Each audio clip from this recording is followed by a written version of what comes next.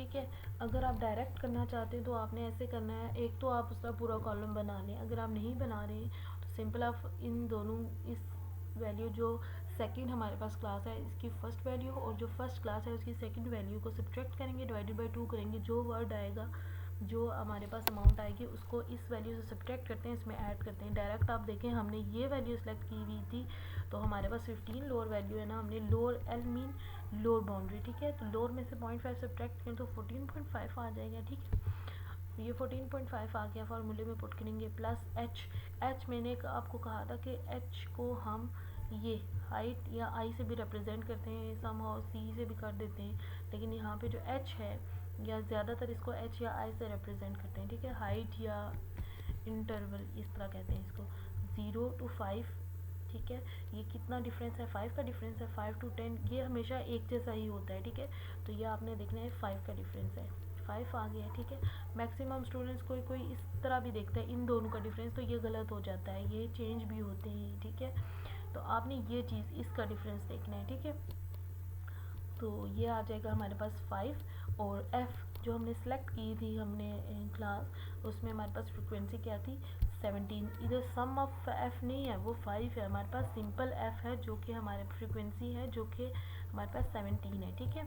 अब n/2 हमारे पास n क्या था 50 डिवाइडेड बाई 2 माइनस, अब सी क्यूमुलेटिव फ्रिक्वेंसी क्या होगी कि जो हमने क्लास सेलेक्ट की है उससे जस्ट प्रीवियस वैल्यू, तो वो क्या है हमारे पास 24, ठीक है।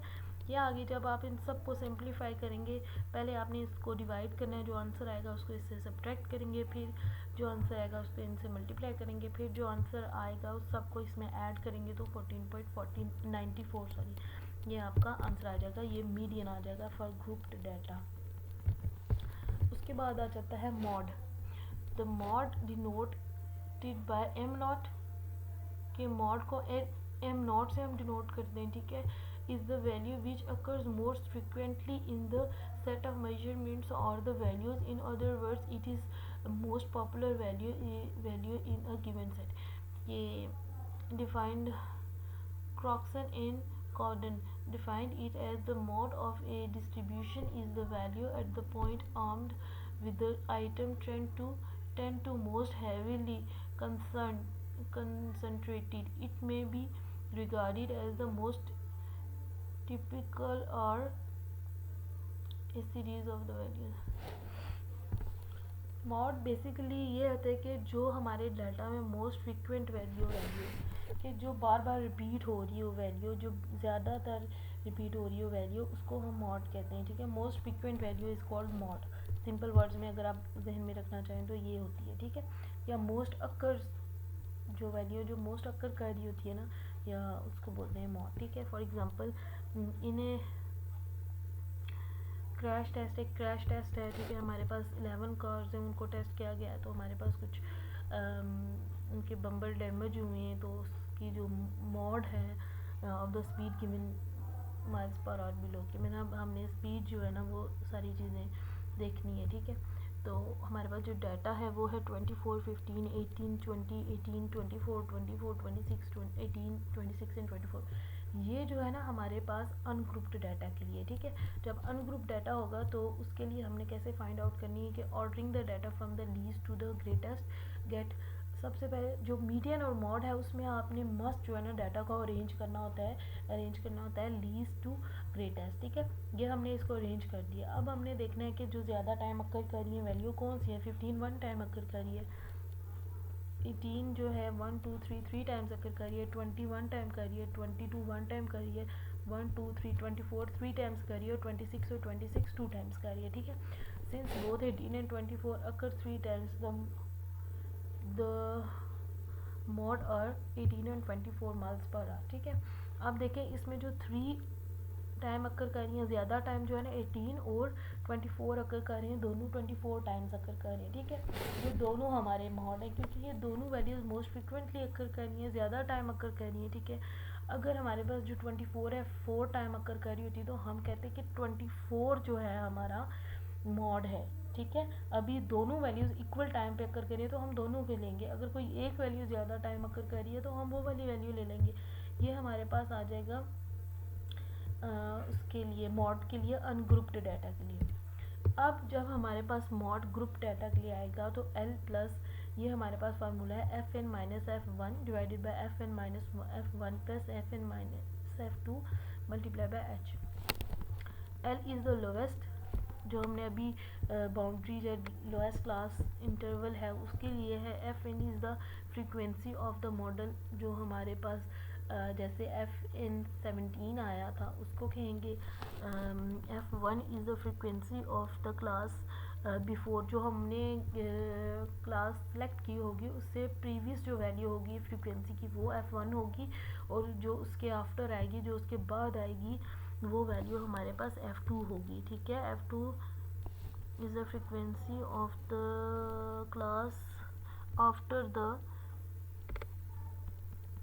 Marked class. ठीक है, उसके बाद आ जाता है H is the class interval, जो वही चीज़ मैंने बताई थी कि जो क्लास की हाइट है, जो इंटरवल है, उसको हम एच से डिनोट करेंगे। अब अगर फार्मूला से हम निकालें, अगर हम इसी को कंटिन्यू कर देते हैं यहाँ से, ठीक है, तो एल सेम प्रोसीजर है हमारे पास। एल जो है हम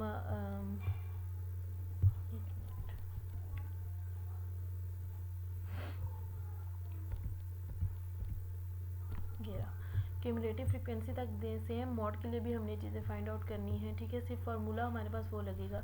एल हमारे पास क्या आएगा, 17 सेलेक्ट की थी तो एल हमारे पास 14.5 ही आएगा। ठीक है, उसके बाद हमारे पास फार्मूला में क्या चीज़ है, एफ एन हमारे पास और एफ वन चाहिए। एफ एन हमारे पास क्या है, एफ एन हमारे पास 17 होगा, एफ वन हमारे पास 14 होगा और एफ टू हमारे पास 9 होगा। ठीक है, ये सारी चीज़ें हैं। ये देखें, ये पूरा डाटा ये हमारा सॉल्व हो गया यहाँ तक, एल भी और ये भी। हमें एच चाहिए। एच मैंने पहले भी बताया था कि जो एच होता है वो देखें, एच हमारे पास 0 to 5 का डिफरेंस होगा। ठीक है, तो वो 5 है। ठीक है, तो ये रहा। ठीक है, सॉरी, ये रहा। ठीक है, तो ये हम इस पूरे फार्मूले में ऐड करेंगे तो हमारे पास ग्रुप के लिए आ जाएगा मॉड। ठीक है, अब ये मॉड की एग्जांपल है, ये भी आप सॉल्व कर सकते हैं सेम जो मैंने अभी तरीका बताया है। ठीक है, उसके बाद advantages of mod. Mod is readily comprehensible and easily calculated. It is the best representative of data. It is not all the affected by the extreme values. The values of the mod can also be determined graphically. It is used as an actual value of the important part of the series. अब ये advantages हैं, इसके disadvantages देख लेते हैं। It is not based on the all observation, it is not capable of further mathematical manipulation. Mod is affected to a great extent by the sampling fluctuation. Choice of the group has great influence of the values of the mod, के मतलब सारा data इसमें हम use नहीं करते। जो इसका main disadvantage है ना, ऑल ऑब्जर्वेशन इसमें यूज़ नहीं की गई होती। ठीक है, और जो एक्सट्रीम और लेस वैल्यू पे भी इफ़ेक्ट नहीं करता, जैसे कि मीन करता है, सॉरी अर्थमेटिक मीन भी करता है, लेकिन जो मीडियन है वो बहुत ज़्यादा अफेक्ट करता है। ठीक है, एडवांटेजेस ऑफ मीडियन भी हैं। Median can also be calculated in all the distributions. सारी डिस्ट्रीब्यूशंस पे हम मीडियन निकाल सकते हैं। कॉमन पीपल इजीली अंडरस्टूड कर सकते हैं। Median can be ascertained even with the extreme values. It can locate graphically, मतलब इसको ग्राफिकली इसको भी रिप्रेजेंट कर सकते हैं, मॉड को भी कर सकते हैं, और ये क्वालिटेटिव डाटा के डीलिंग के लिए बेस्ट होता है मीडियन। ठीक है, डिसएडवांटेजेस ये है कि it is not based on all, ये भी जो है ना सारी वैल्यूज़ पे बेस नहीं करता है। जिस तरह के हम अर्थमेटिक मीन में हम सारी वैल्यूज़ को ऐड करते हैं, उनको यूज़ करते हैं, इसमें सम हाउ इतनी वैल्यूज़ नहीं यूज़ होती। जैसे देखेंगे हमें एल लोअर बाउंड्री यूज़ होती है, एफ एन यूज़ होता है, उसके अलावा एच यूज़ होता है और n/2 यूज़ हो जाता है। नंबर ऑफ़ ऑब्जर्वेशन यूज़ होती है। ईच एंड एवरी वैल्यू इस पर इफ़ेक्ट नहीं करती। ठीक है, इवन और odd it may note the values from the data. In the case of even number, इसके इवन और ऑड के डिफरेंट ही केस होते हैं कि इवन को किस तरह सॉल्व किया जाए, ऑड को किस तरह सॉल्व किया जाए। Properties of mod, it is used when you want to find the values which occurs most, के मतलब